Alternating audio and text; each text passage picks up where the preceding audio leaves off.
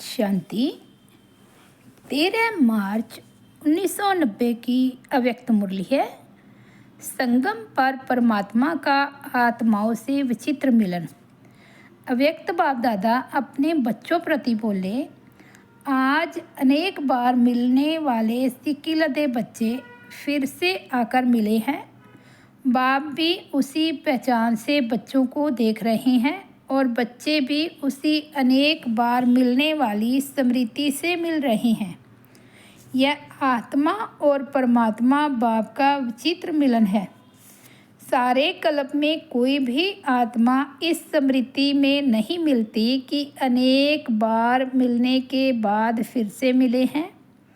चाहे समय प्रति समय धर्म पिताएँ आए हैं और अपने फॉलोअर्स को ऊपर से नीचे लाए, लेकिन धर्म पिताएँ भी इस स्मृति से नहीं मिलते हैं कि अनेक कल्प मिले हुए फिर से मिल रहे हैं। इस स्पष्ट स्मृति से सिवाय परम पिता के कोई आत्माओं से मिल नहीं सकते। चाहे इस कल्प में पहली बार ही मिलते हैं, लेकिन मिलते ही पुरानी स्मृति, पुरानी पहचान जो आत्माओं के संस्कार के रूप में रिकॉर्ड भरा हुआ है, वह इमर्ज हो जाता है और दिल से यही स्मृति का आवाज़ आता है कि यह वही मेरा बाप है। बच्चे कहते तुम हो मेरे और बाप कहते तुम हो मेरे।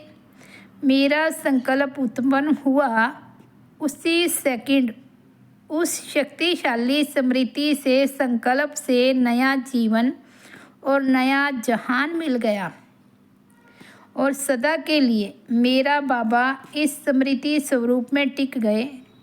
जैसे कि स्मृति स्वरूप बने तो स्मृति के रिटर्न में समर्थी स्वरूप बने। समर्थ स्वरूप बन गए ना, कमज़ोर स्वरूप तो नहीं हो ना। और जो जितना स्मृति में रहते हैं उतना समृद्धियों का अधिकार स्वतः ही प्राप्त करते हैं। जहाँ स्मृति है वहाँ समृद्धि है ही है। थोड़ी भी विस्मृति है तो व्यर्थ है। चाहे व्यर्थ संकल्प हो, चाहे बोल हो, कर्म हो। इसलिए बाप दादा सभी बच्चों को किस दृष्टि से देखते हैं कि हर एक बच्चे स्मृति स्वरूप समर्थ स्वरूप है। आज तक भी अपना सिमरन भक्तों द्वारा सुन रहे हैं। आपने स्मृति में लाया मेरा बाबा, तो भगत आत्मा भी यही सिमरन करती, मेरा इष्ट व देवी। जैसे आपने अति प्यार से दिल से बाप को याद किया, उतना ही भगत आत्माएं आप इष्ट आत्माओं को दिल से अति प्यार से याद करती है। आप ब्राह्मण आत्माओं में भी कोई दिल के स्नेह संबंध से याद करते हैं और दूसरे दिमाग द्वारा नॉलेज के आधार पर संबंध अति प्यारा अर्थात अति समीप है। वहाँ याद भूलना मुश्किल है। जहाँ सिर्फ संबंध है नॉलेज के आधार पर, लेकिन दिल का अटूट स्नेह नहीं है, वहाँ याद कभी सहज कभी मुश्किल होती। जैसे शरीर के अंदर नस नस में ब्लड समाया हुआ है, ऐसे आत्मा में निष्फल अर्थात हर पल याद समाई हुई है। इसको कहते हैं दिल के स्नेह संपन्न निरंतर याद। जैसे भगत आत्माएं बाप के लिए कहती हैं, जहाँ देखते हैं तू ही तू है। ऐसे बाप के स्नेही समान आत्माओं को जो भी देखे कि इन्हों की दृष्टि में, बोल में, कर्म में परमात्मा बाप का अनुभव होता है, इसको कहते हैं स्नेही सो समान बाप। तो स्मृति स्वरूप तो सभी हो, संबंध भी सभी का है, अधिकार भी सभी का है, क्योंकि सभी का फुल अधिकार का संबंध बाप और बच्चों का है।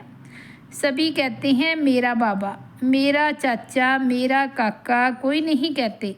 अधिकार का संबंध होने के कारण सर्व प्राप्तियों के वर्षे के अधिकारी हो। चाहे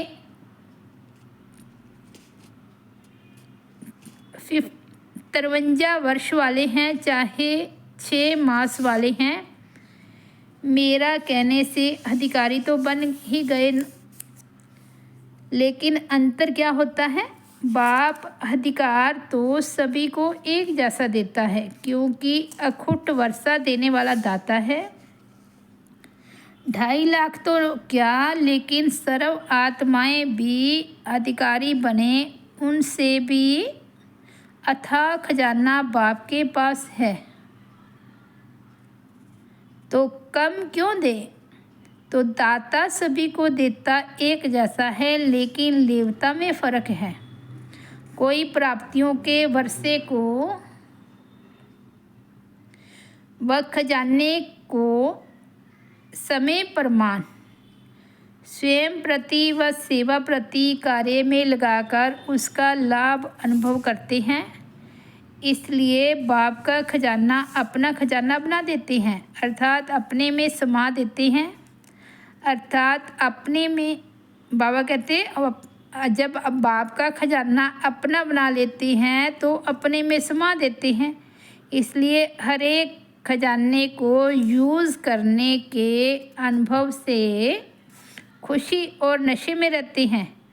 शुद्ध नशा उल्टा नहीं, लेकिन और दूसरे खजाना मिला है इस खुशी में रहते हैं, मेरा है, लेकिन सिर्फ मेरा है और उसको कार्य में नहीं लगाते हैं। कोई भी अमूल्य वस्तु को सिर्फ अपने पास स्टॉक में जमा कर लिया, लेकिन सिर्फ जमा करने और यूज़ करने की अनुभूति में अंतर है। जितना कार्य में लगाते हैं उतनी शक्ति और बढ़ती है।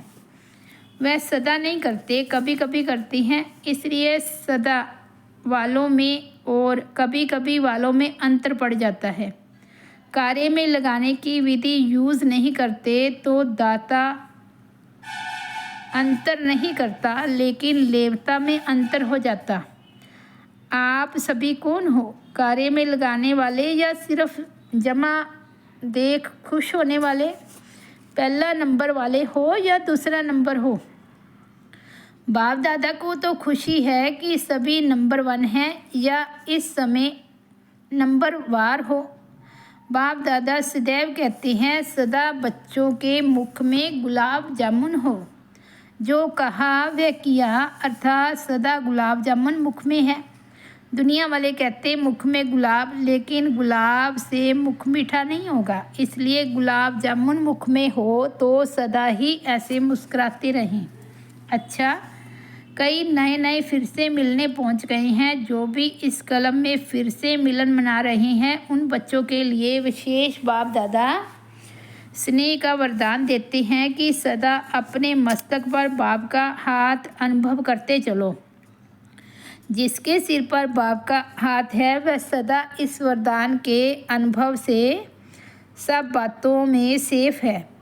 यह वरदान का हाथ हर बात में आपकी सेफ्टी का साधन है। सबसे बड़े ते बड़ी सिक्योरिटी यही है। बाप दादा सभी टीचर्स की निमित्त बनने की हिम्मत देख खुश है। हिम्मत रख, निमित्त तो बन ही जाते हो ना। टीचर निमित्त बनना अर्थात बेहद की स्टेज पर हीरो पार्ट बजाना। जैसे हद की स्टेज पर हीरो पार्टधारी आत्मा की तरफ सबका विशेष अटेंशन होता है, ऐसे जिन आत्माओं के निमित्त बनते हो विशेष वह और जर्नल सभी आत्माएं आप निमित्त बनी हुई टीचर को उसी दृष्टि से देखते हैं। सभी का विशेष अटेंशन होता है ना, तो टीचर्स को अपने में भी विशेष अटेंशन रखना पड़े, क्योंकि सेवा में हीरो पार्टधारी बनना अर्थात हीरो बनना। दुआएं भी टीचर्स को ज़्यादा मिलती है। जितनी दुआएं मिलती है उतना अपने ऊपर ध्यान देना आवश्यक है। यह भी ड्रामा अनुसार विशेष भाग्य है, तो सदा इस प्राप्त हुए भाग्य को बढ़ाते चलो। 100 से 1000, 1000 से लाख, लाख से करोड़, करोड़ से पद्म, पद्म से भी पद्मा पद्म। सदा इस भाग्य को बढ़ाते चलना है। इसको कहते हैं योग्य आदर्श टीचर। बाप दादा निमित्त बने हुए बच्चों को सिमरन जरूर करते हैं। और सदा अमृत वेले वाह बच्चे वाह यह दुआएं देते हैं। सुना सेवाधारियों ने। टीचर्स माना नंबर 1 सेवाधारी।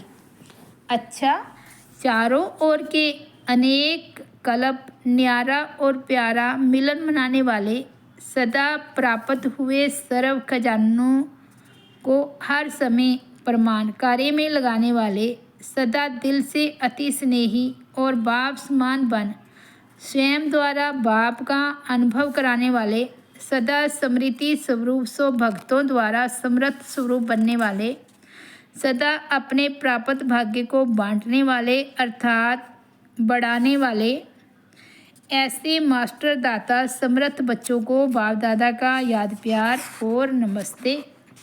हम रूहानी बच्चों की रूहानी बाप दादा को याद प्यार, गुड मॉर्निंग और नमस्ते।